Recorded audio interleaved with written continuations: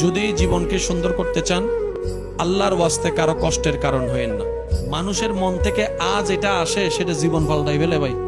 এই একটা জায়গায় একটু ক্লিয়ার থাকবে। ছোট ভাই যদি ভুল করে, বড় ভাই হিসেবে ছায়া হয়ে ধরে রাখেন। আর যদি বড় ভাই ভুল করে, ছোট ভাই হিসেবে ক্ষমা চেয়ে নেন না। হাজার হলে তো দুইজনে তো এক মায়ের পেট থেকে আসছেন না। আচ্ছা দেখেন, এক ভাই আরেক ভাইকে বলতেছে, তুই আমার জানাজায় যাবি না, তুই আমার চেহারা দেখবি না মরলে। এগুলো কি ধরনের কথা ভাই? আচ্ছা রাগ হইছে আর কি, এক ছাদের নিচে থাকলে কত কিছু হয়। আমাদের মুরব্বীর একটা কথা বলতো, দেখছি যদি 4-5টা থাকে, টন টন জনজন আওয়াজ তো হবেই। আবার আওয়াজ না হলে তো আমাদের মরা বাড়ির মতো লাগে। তা আওয়াজও দরকার, ঠিক না?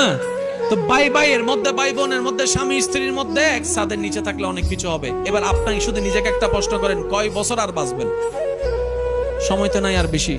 এই দুনিয়ার কয়েকটা জীবনটা একটু আল্লাহর বান্দা হিসেবে সবার দিকে তাকিয়ে স্বামী স্ত্রী মনে করবেন না, বলবেন যে এটা আমার আল্লাহর বান্দা। বাস ক্ষমা করতে থাকুন, ক্ষমা করতে থাকুন। যত ক্ষমা করবেন আল্লাহর দিকে তাকিয়ে, তার চাইতে ডবল ডবল নিয়ামত পরকালে আল্লাহ আপনাকে দান করবেন। সুবহানাল্লাহ।